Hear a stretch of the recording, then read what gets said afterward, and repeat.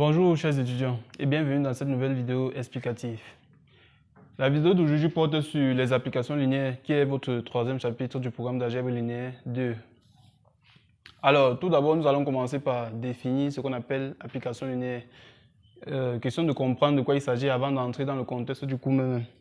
Alors ici on commence ici grande définition. On suppose E et F2 K espace vectoriel.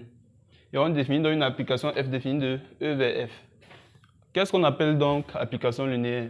On dit ici que F est linéaire si et seulement si, en petit i, on a pour tout U appartenant à E qui est l'ensemble de départ et alpha appartenant à K qui est le corps si.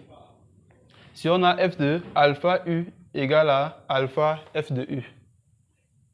De la même façon, en petit 2, si on prend deux éléments U et V de l'ensemble de départ, alors on calcule F de U plus V et on trouve F de U plus F de V.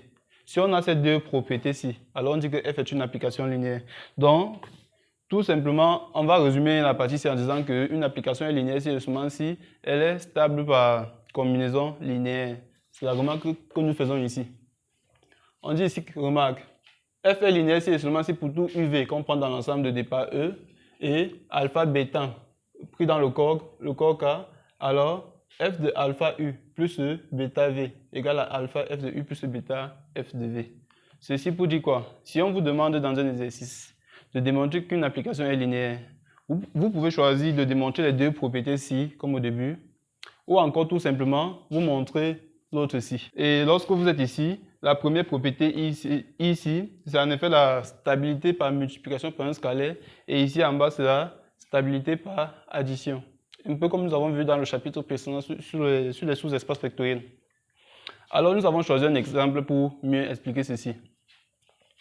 On a pris l'exemple de votre support de cours, c'est sur la page 17.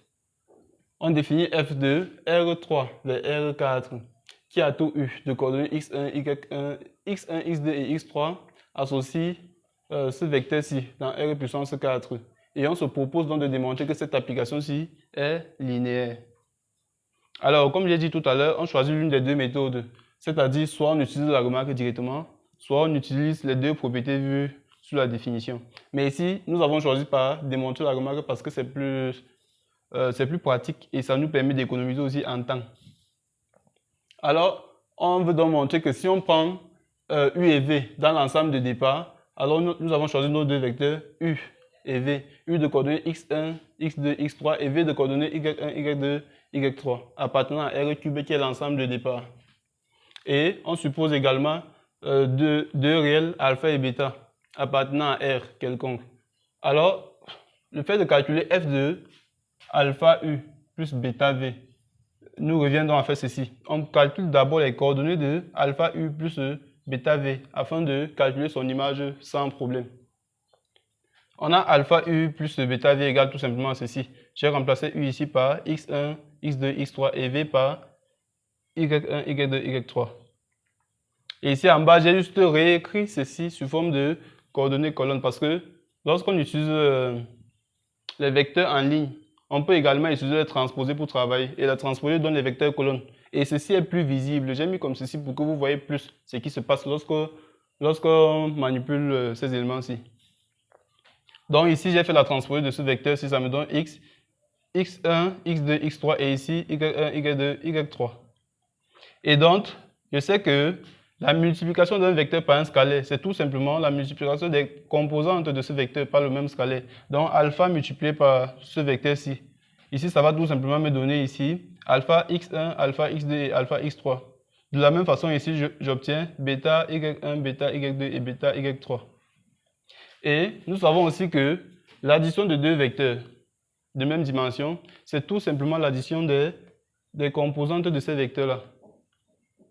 Donc ici, j'ai ça plus ça qui me donne ici alpha x1 plus bêta y1, alpha x2 plus bêta y2 et ici alpha x3 plus bêta y3. J'ai donc les composantes du vecteur alpha u plus bêta v. Je peux donc calculer son image. Je prends ici f de alpha u plus bêta v égale à ça. Alors, regardez bien, on a défini f de telle sorte que quand je prends l'image d'un élément dans l'ensemble de départ, alors son image me donne moins x1 plus x2 sur la première composante. C'est-à-dire, le x1 ici, c'est la première composante du vecteur. Le x2, c'est la deuxième composante. Lorsqu'on veut identifier ici, notre x1, dans ce cas-ci, sera la première composante du vecteur alpha u plus bêta v, qui est alpha x1 plus bêta y1. Donc, on multiplie ça ici par moins. Ça nous donne ici moins alpha x1 moins bêta y1. Et on additionne donc avec la deuxième composante qui est alpha x2 plus bêta y2. C'est ça ici, alpha x1 plus bêta y2. On passe à la deuxième composante. On dit donc que l'image de la deuxième composante ici, c'est tout simplement x1 moins x2. C'est-à-dire la première composante du vecteur de départ moins la deuxième composante. Dans notre cas-ci, la première composante ici, c'est alpha x1 plus bêta y1. Et la deuxième, c'est alpha x2 plus bêta y2. Je fais donc la différence des deux. Ça me donne ici alpha x1 plus bêta y1 moins alpha y2 moins bêta y2. Et on passe à la troisième composante. De la même façon, on a moins x1 plus x3. x3 ici, c'est alpha x3 plus bêta y3. Donc, je prends moins x1, qui me donne moins alpha x1 moins bêta y1, plus alpha x3 plus bêta y3, qui est la troisième composante. Et on passe donc à la dernière. On a moins x2 plus x3. Bon, x2, c'est ça. Je multiplie tout simplement par moins pour obtenir ceci.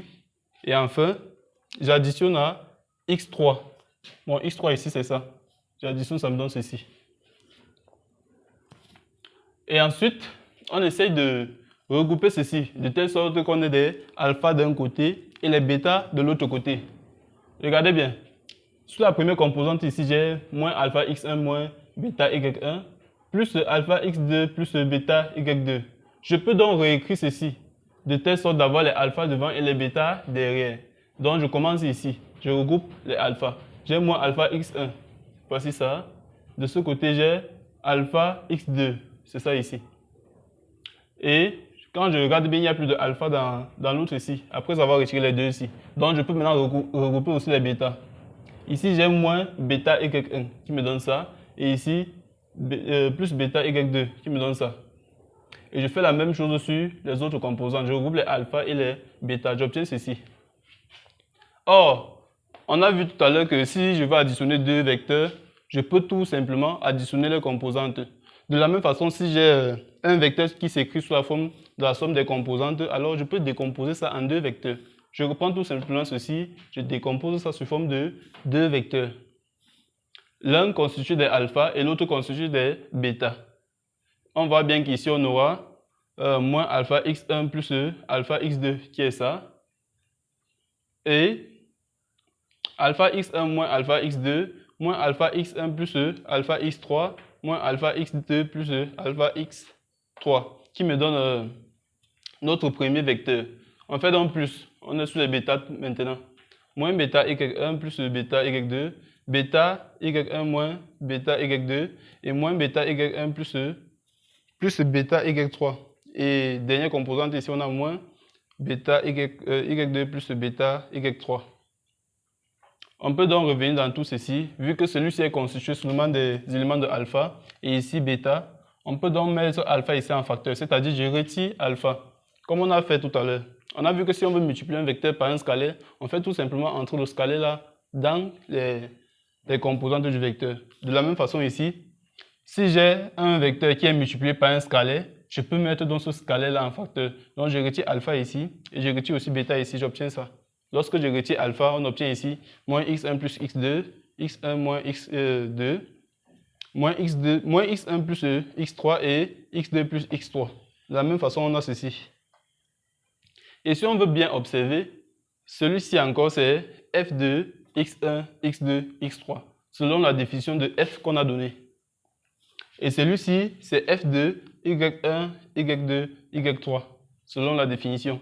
Or, au début, on a considéré que x1, x2, x3 c'est u et y1, y2. Donc, on obtient ici alpha f de u plus bêta f de v. Ça vérifie bien la remarque que nous avons vue tout à l'heure. Donc la propriété est démontrée. On peut conclure que f est une application linéaire, tout simplement. Et de la même façon, en fait, maintenant que nous connaissons ce qu'on appelle application linéaire et que vous êtes capable de démontrer qu'une application quelconque est une application linéaire, on peut passer à des applications linéaires particulières. On a dit dans le cours que si par exemple j'ai une application linéaire f définie de grand E vers grand f et que cette application-là est bijective, alors on l'appelle encore un isomorphisme, tout simplement. Ou encore, si j'ai une application définie de E vers E, c'est-à-dire l'ensemble de départ égal à l'ensemble d'arrivée, alors on dit que cette application est un endomorphisme, comme pour dire qu'elle est définie sur lui-même. Elle prend un élément de E, elle associe un élément de E. C'est un endomorphisme. Donc, par exemple, si sur une question sur les épreuves, on vous demande de démontrer qu'une application est un endomorphisme, vous devez d'abord commencer par démontrer que cette application-là est linéaire et ensuite de démontrer que l'ensemble de départ est égal à l'ensemble d'arrivée. Et de la même façon, on va voir qu'un endomorphisme bijectif est appelé automorphisme en mathématiques. On va prendre un exemple ici dans le cours pour généraliser le chapitre, pour que vous puissiez comprendre de quoi il est question exactement. Bien, exercice d'application. C'est un exercice qui est extrait de votre support de cours, page 19. Ici, on définit la base canonique de R3 parce que je me rappelle que dans le chapitre précédent, nous avons défini tout ce qu'on appelle base canonique de R1 jusqu'à R4. Et j'ai donné une méthode permettant de continuer jusqu'à R5 si jamais il arrive que vous avez affaire à des espaces de R5. Donc ici, on définit donc E1, E2, E3 comme étant la base canonique de R3.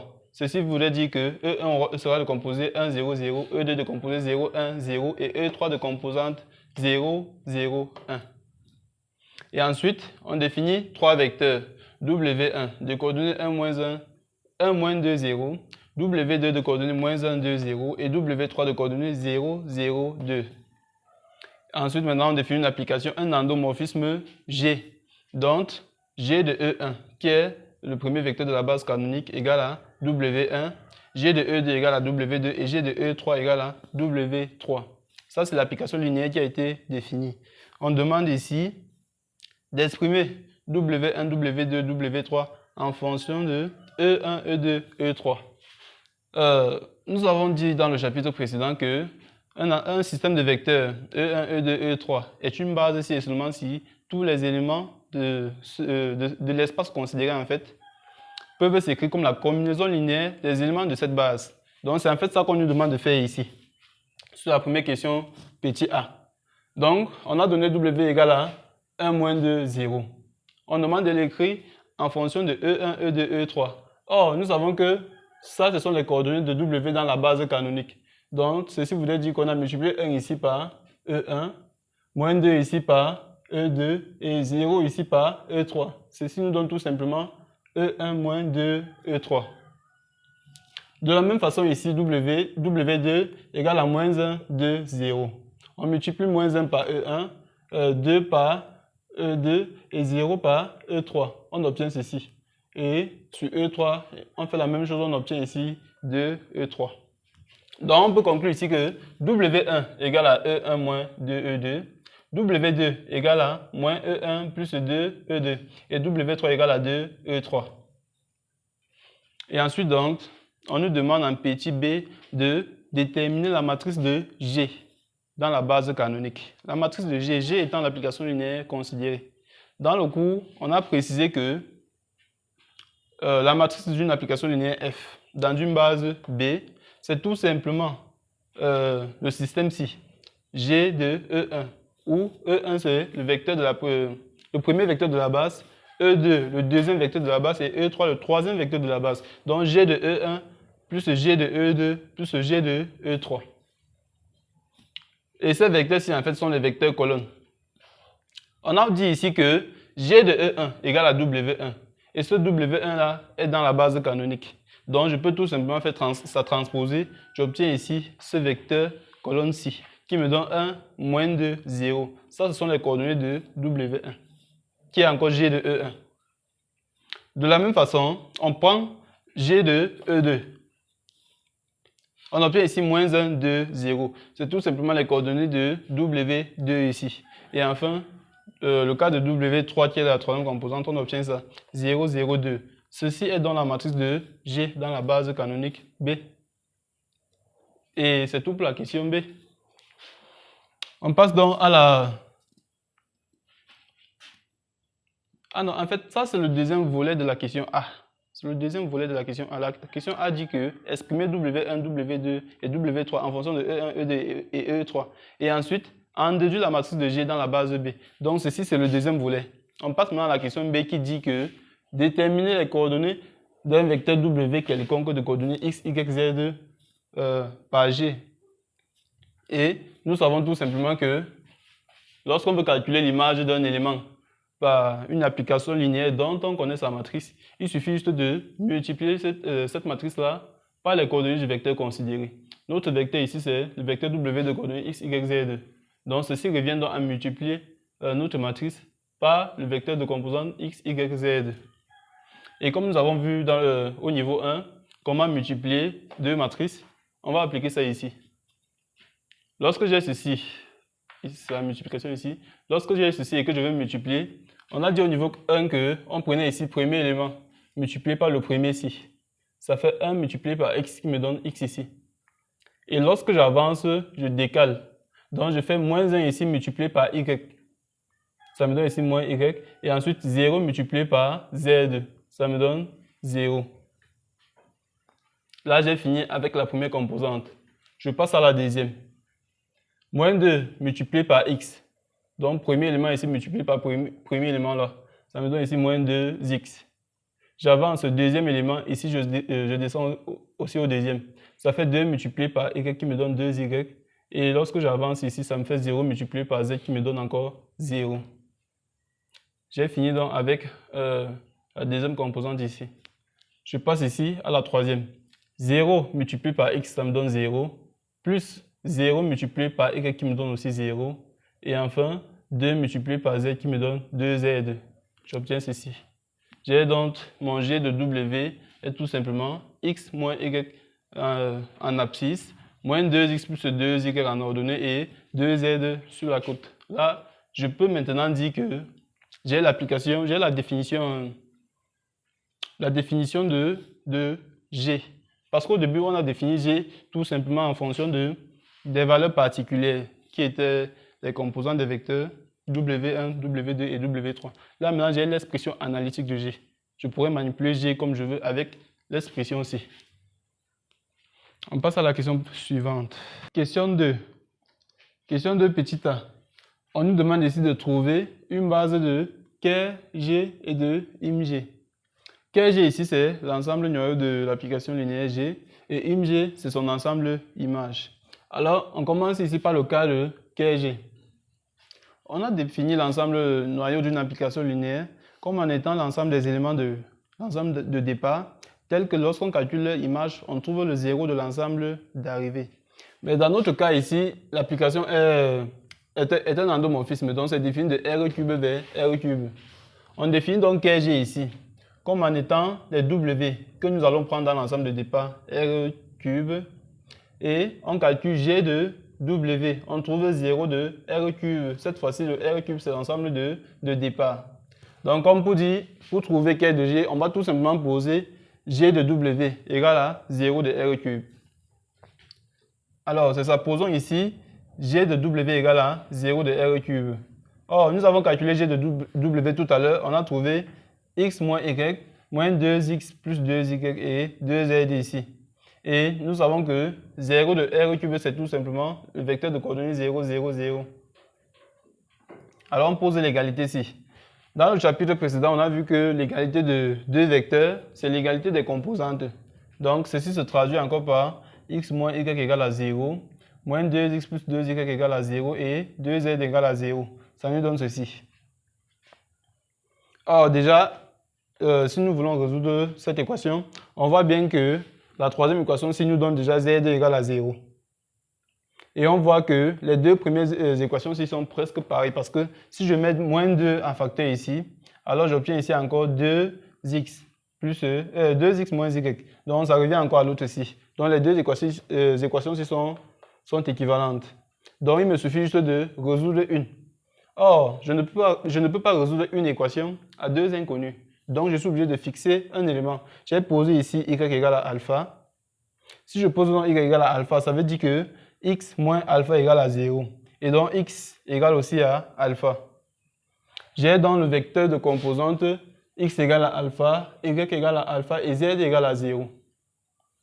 Je peux donc réécrire ceci sous forme de composante d'un vecteur. Voici le premier de coordonnées x, y, z, le deuxième de coordonnées alpha, alpha, 0. Ça me donne ceci. Et en mettant tout simplement alpha en facteur ici, on obtient 1, 1, 0. Ceci voudrait dire que tout élément de coordonnées x, y, z appartenant à K de G est engendré par ce vecteur-ci, 1, 1, 0. Donc, on peut l'écrire comme 1 alpha U. Voici en fait ça. Et donc, comme on a vu dans le cours, si une famille de vecteurs est constituée d'un seul vecteur, alors cette famille-là est libre. Donc, par conséquent, ici, on peut considérer que ceci est une base. Parce qu'on sait qu'une base, c'est en fait une famille de vecteurs qui est à la fois libre et génératrice. L'expression ici veut dire que c'est libre et ensuite constitué d'un seul vecteur.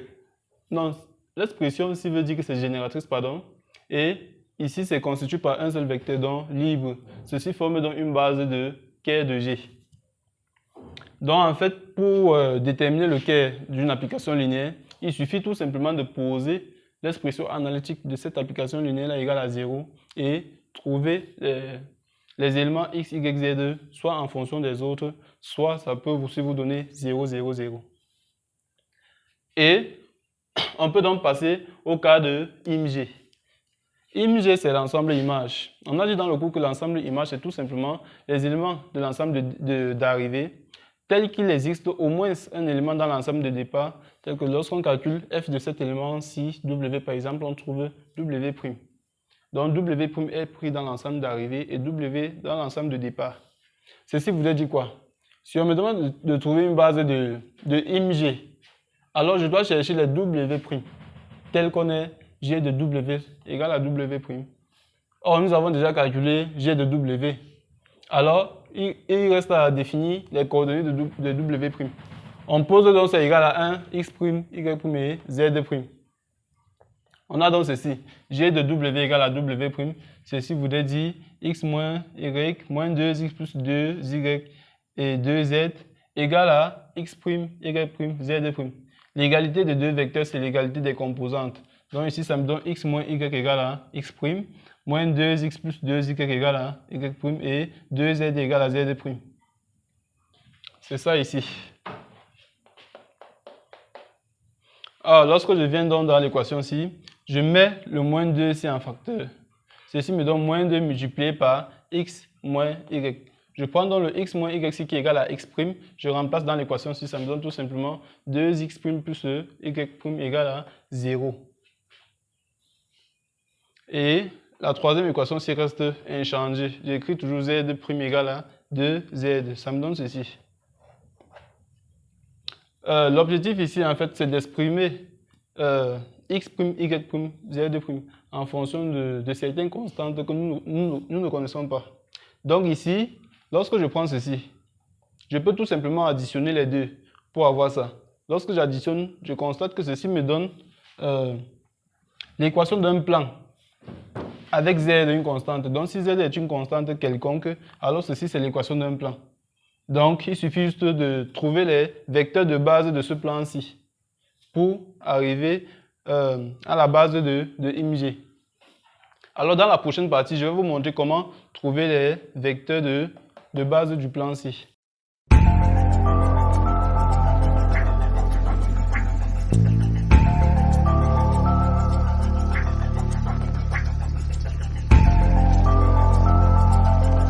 Alors comme je disais tout à l'heure, nous avons ici l'équation d'un plan. Et il faut donc trouver les vecteurs de base de ce plan, en considérant que le Z est un scalaire quelconque. Alors, voici notre équation ici. 2x' plus y' plus z' égale à 2z. Or, ceci c'est une seule équation à trois inconnus. Nos trois inconnus sont les x', y' et z'. On demande de résoudre cette équation-là. Nous ne pouvons pas résoudre une seule équation à trois inconnus. Par contre, on peut résoudre une équation à une inconnue si on considère que les autres variables sont connues. Donc, on pose y' ici égale à 1 alpha, z' égale à 1 bêta. Je reviens donc remplacer les deux ici. Je remplace y' par alpha et z par bêta. Ça me donne 2x' plus alpha plus bêta égale à 2z. Si mon x' ici c'est la seule variable, alors je peux trouver sa valeur en fonction des autres ici. Donc, je fais passer le alpha de ce côté, bêta de ce côté. J'obtiens ici 2x' égale à moins alpha moins bêta plus 2z. Z, j'insiste encore sur ça, z c'est un scalaire. Et lorsque je fais donc traverser le 2 au dénominateur ici, ceci divise le moins 1 qui est ici, le moins 1 qui est là et le 2 qui est ici. J'obtiens ici moins 1,5 et ici 1. Parce que 2 divisé par 2 va donner 1. Et je peux donc réécrire mes coordonnées comme ceci. J'ai x' égale à ceci. D'après ça, et j'ai posé y' égale à alpha et z' égale à bêta.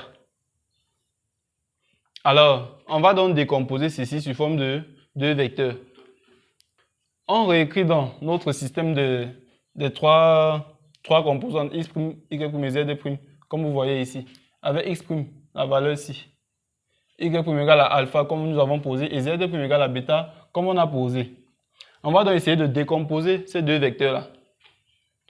J'ai x', y', z', qui est notre premier vecteur, égal à moins 1,5 de alpha, moins 1,5 de bêta, plus de z. Ici, ça me donne alpha, ici, ça me donne bêta. Je peux donc décomposer ce vecteur-ci en fonction de alpha et bêta, comme nous avons fait précédemment. Ici, ça nous donne moins 1,5 de alpha, alpha, 0. Donc, je regroupe les alpha d'un côté, ça me donne ici moins 1,5 de alpha, alpha, et ici 0 parce qu'il n'y a pas de alpha sur la troisième composante. De la même façon, je regroupe pour bêta, pardon. Ici, ça me donne moins 1,5 de bêta sur la première composante qui est ça. Deuxième composante, je n'ai pas de bêta, donc ça me donne 0. Et sur la troisième, j'ai bêta ici, donc ça me donne bêta. Et z, tout simplement, c'est un point fixe, donc z, 0, 0, ça nous donne ça. Et donc, je peux donc venir ici, je mets alpha en facteur, ici je mets bêta en facteur. Ça me donne ceci. x', y', z' égale à moins 1,5, 1, 0 multiplié par alpha. Ici, moins 1,5, 0, 1 multiplié par bêta. Et ici, z, 0, 0. L'interprétation, si vous voulez dire quoi? Les vecteurs de base de notre plan, c'est tout simplement moins 1,5 ici, 1, 0. Et moins 1,5, 0, 1. Il s'agit ici des deux vecteurs de base de notre plan. Et ceci, c'est tout simplement un point qui appartient à notre plan. On peut bien vérifier ça. Si je prends le vecteur de coordonnées z, 0, 0, je veux montrer que ça appartient au plan là. Il me suffit de remplacer cela ici. Et je vais voir si je vais obtenir 2z. Voyons voir. Si je remplace x' ici par z, ça me donne ici 2z. Je remplace y' par 0, ça me donne 0. Et z' par 0 aussi. Donc j'ai 2z plus 0 qui me donne 2z. Donc ceci, c'est tout simplement un point du plan. Et les deux ici sont les deux vecteurs directeurs de notre plan. Et comme ils sont deux vecteurs directeurs, ça veut dire qu'ils forment une base de notre plan. Et comme on a vu, notre plan en fait c'est IMF. Donc cette base ici qui est la base du plan est aussi la base de IM. On a donc notre G égale à ça. Et on passe à la question suivante. Bien, nous sommes sur le petit b de la question 2 de notre exercice. Ici, on demande de démontrer que R cube est égal à KG plus IMG, somme directe. C'est-à-dire que nous voulons montrer que KG ici et IMG sont deux sous-espaces supplémentaires de R cube. Alors, nous avons commencé ici par déterminer la dimension de KG. On a dit tout à l'heure que KG était engendré par le vecteur de coordonnées 1, 1, 0, qui est un seul vecteur. Donc, ceci est la base de G. On peut donc dire que dimension de KG, c'est tout simplement 1, parce qu'il est constitué d'un seul vecteur. De la même façon, on a écrit G comme moins 1,5, 1, 0 et moins 1,5, 0, 1. Ceci voudrait dire que IMG est engendré par les deux vecteurs ici. Donc, la dimension de IMG serait égale à 2. parce qu'il y a deux vecteurs de base. On a donc dimension de KG plus dimension de IMG égale à 1 plus 1 qui nous donne 3, qui est encore la dimension de R cube. Ça, c'est un premier point. Ceci vérifie le théorème des rangs. Donc, il nous reste à démontrer ici que la base B' constitue des vecteurs de base de KF et les deux vecteurs de base de IMF. Il nous reste à démontrer que ceci est une base de R puissance 3. Et comme on a dit dans les exercices précédents, ceci est une base ici et seulement si elle est à la fois génératrice et libre.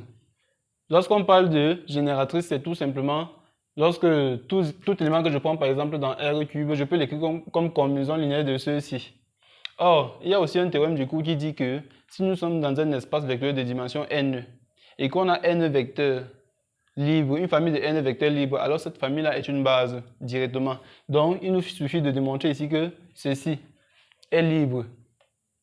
Parce qu'on a déjà la dimension de B' qui est égale à 3, qui est la dimension de notre espace vectoriel. Il nous reste à démontrer donc que cette famille est libre. Pour cela, on suppose 3 réels, alpha 1, alpha 2 et alpha 3. Et on pose alpha multiplié par le premier vecteur, alpha 1 multiplié par le premier vecteur, alpha 2 multiplié par le second et alpha 3 multiplié par le troisième, égale à 0, 0, 0, qui est 0 de R cube. Ceci voudrait dire que je vais multiplier alpha 1 par 1, plus alpha 1 fois moins 1 demi, plus alpha 3 multiplié par moins 1 demi, égale à 0. Ça nous donne ceci. De la même façon, j'aurai ici alpha 1 multiplié par 1, plus alpha 2 multiplié par 1, plus alpha 3 multiplié par 0 qui est égal à 0. Ça nous donne ici alpha 1 plus alpha 2 égale à 0. Et enfin, j'aurai ici alpha 1 multiplié par 0 qui donne 0, plus alpha 2 multiplié par 0 qui donne 0, plus alpha 3 multiplié par 1 qui donne alpha 3 égale à 0.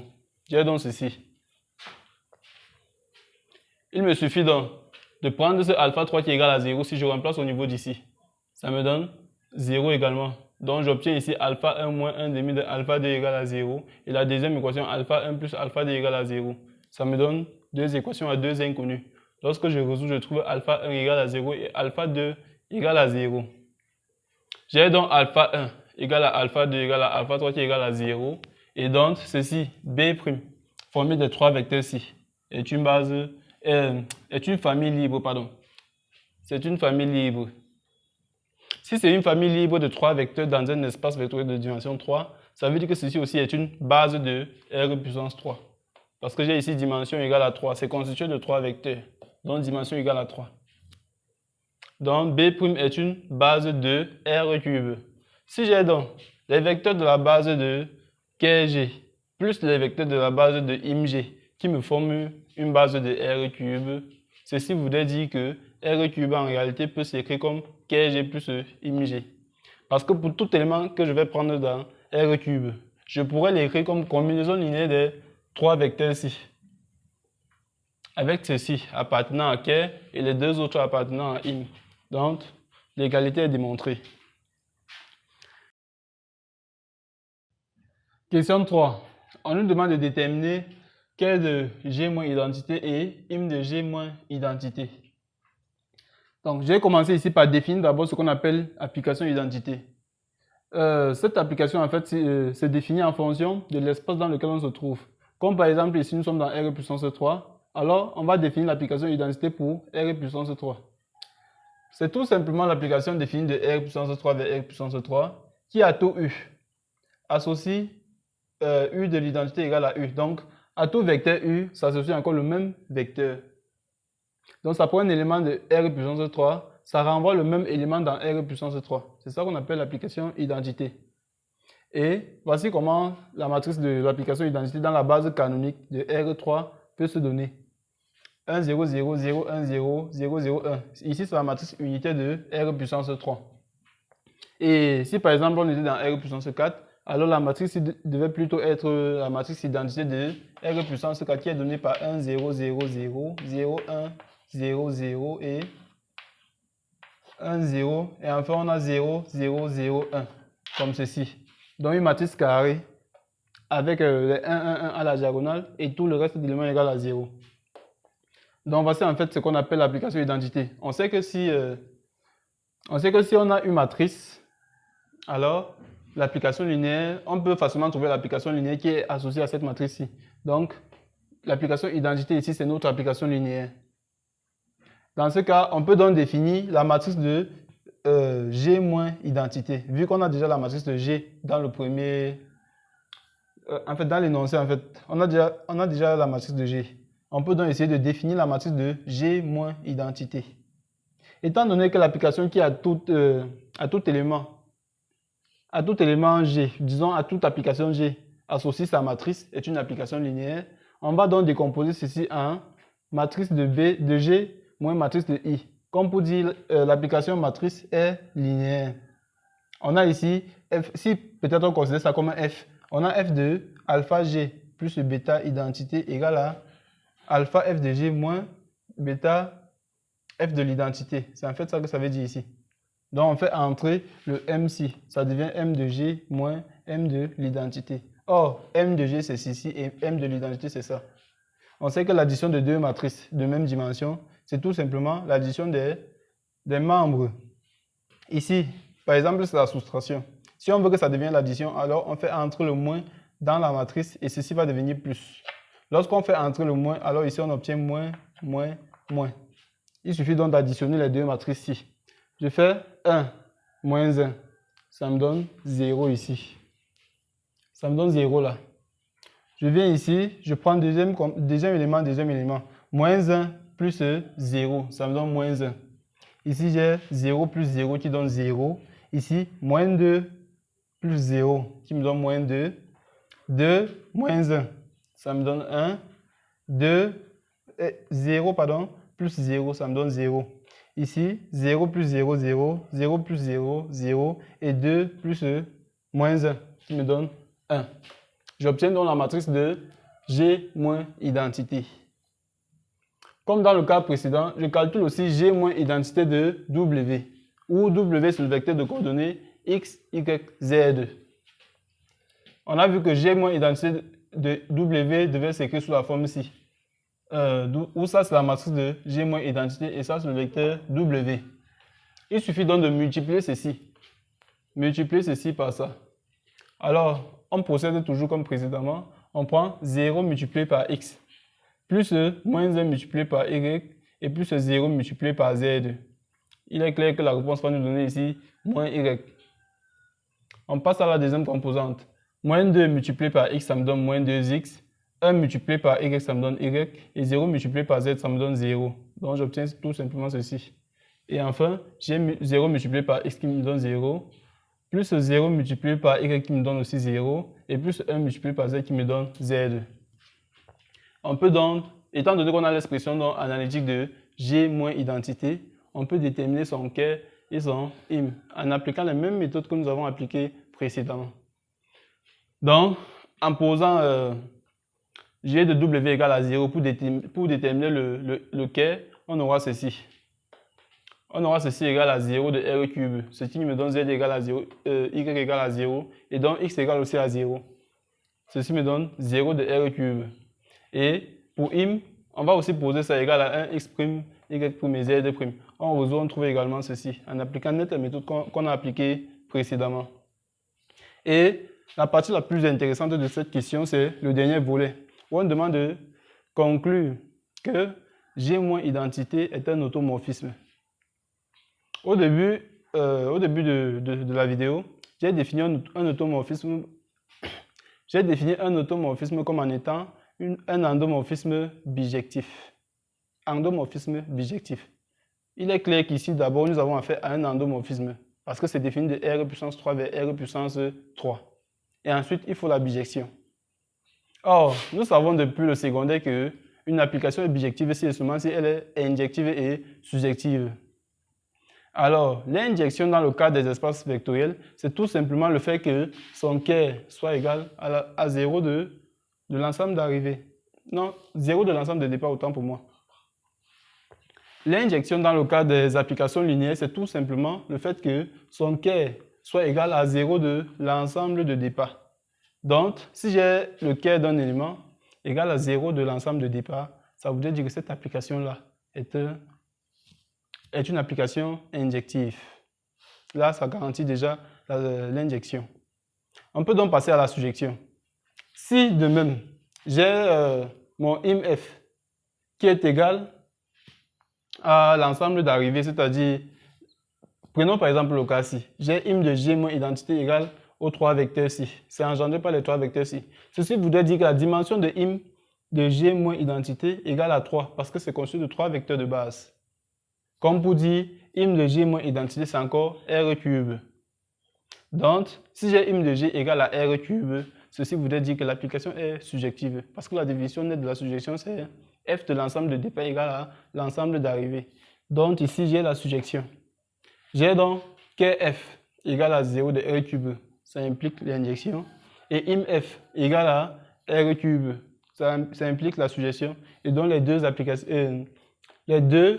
impliquent la bijection.